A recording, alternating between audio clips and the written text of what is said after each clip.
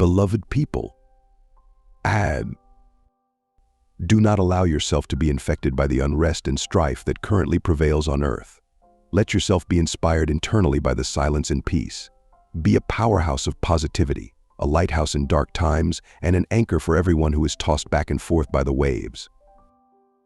It is easy to survive this time happy, content, and in harmony if you have found yourself, accepted your assignments, and recognized your life as a gift. Suffering and pain, no matter how real they are always the result of incorrect basic assumptions and the result of insufficient self-reflection and healing work. Don't be afraid to open the gift of life. At first you might be surprised because the actual value of your life is difficult to recognize because of all the accumulation of patterns, blockages, opinions, and false beliefs. You open the package, and what can you see? A version of you that hardly inspires enthusiasm. On the trail of your life. This phase must be passed through and mastered. Here it is important that you courageously deal with your own life so far and work your way, little by little, to the actual gift of your life. Often your true talents, your actual abilities, and your divine missions lie hidden under accumulations of false concepts of life. These need to be disclosed. After you have started your transformation work, it is important to look for the real thing. Research the truth and get to the bottom of what life really wants from you and what it has in store for you. Many people refuse to see their own life as a gift. Questions about questions. What, my life is supposed to be a gift? I am surrounded by lack, suffering, and false friends. My life is a roller coaster and a fight for survival, and you're telling me something about a gift. That's how the speeches are and everything stays the same. The gift of life can only be revealed to you when you start asking the right questions. What is my share of happiness or unhappiness? How can I have a direct influence on my own affairs so that everything turns out well? Am I a pawn or a player? Am I doing well or badly as others want? Or am I able to take my life into my own hands and take responsibility for my own life? However, why can't I succeed? Where am I taking the wrong turn and making the wrong decisions? Why do I shy away from these questions? Why should the world and not me be responsible for my suffering? Do you have perseverance for spiritual processes, or do you use linear standards to get from A to B? Questions upon questions, do you ask them?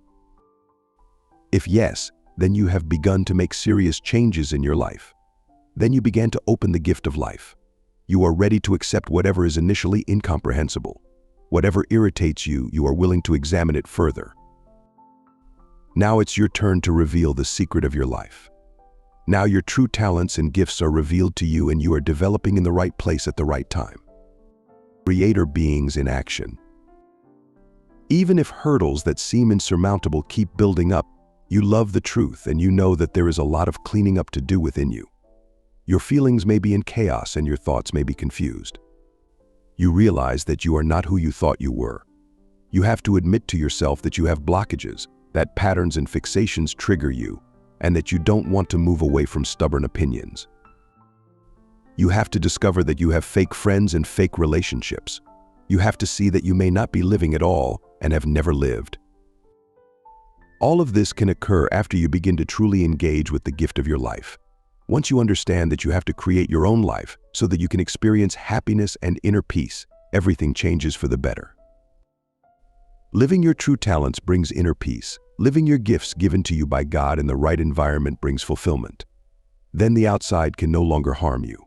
Then you are a power plant, lighthouse, and anchor all in one.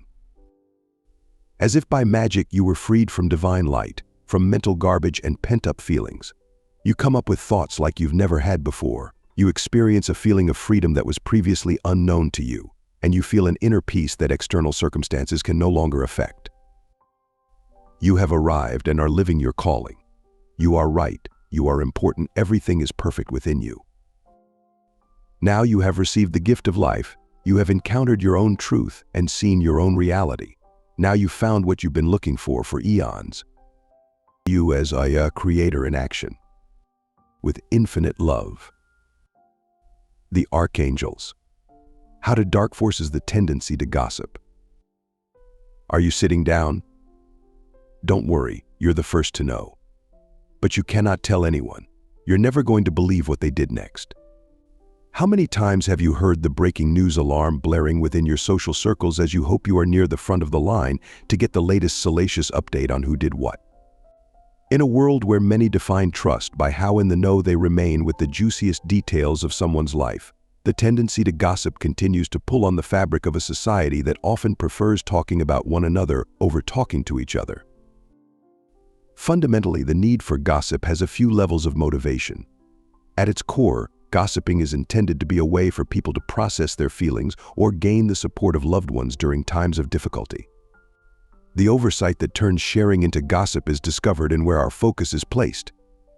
While it is natural to share details about our experiences, when the focus is too consumed on who did what along with deciding what do we think of them as a result, the healing power of processing halts in the face of personal judgment. As a way of seeing through in dark forces the tendency to gossip and judge, it is important to remember emotional processing is most effective when the focus of your sharing is centered more on how you feel than on the vilifying of another. Of course, if someone has violated your personal space, it is important to let people that you trust know to help advocate for your well-being.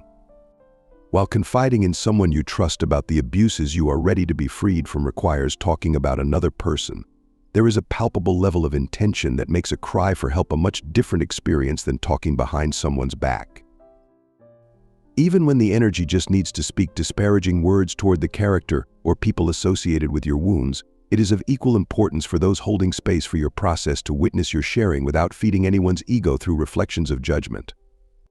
When operating from states of unconsciousness, it is common to believe you are offering companionship to others in pain by adopting their enemies as your own. While you don't have to degrade the value of a person who hurts someone you love, it is equally unhelpful to correct someone in pain who may need to accuse, criticize, and condemn a character in order to move the layers of emotional energy that guide them further through their own healing process. Since it is common to overlook the value of emotional companionship needed when holding space is invited, it can be nearly instinctive to partner up with others in an attempt to become spiritual detectives intent on figuring out the motivations of another.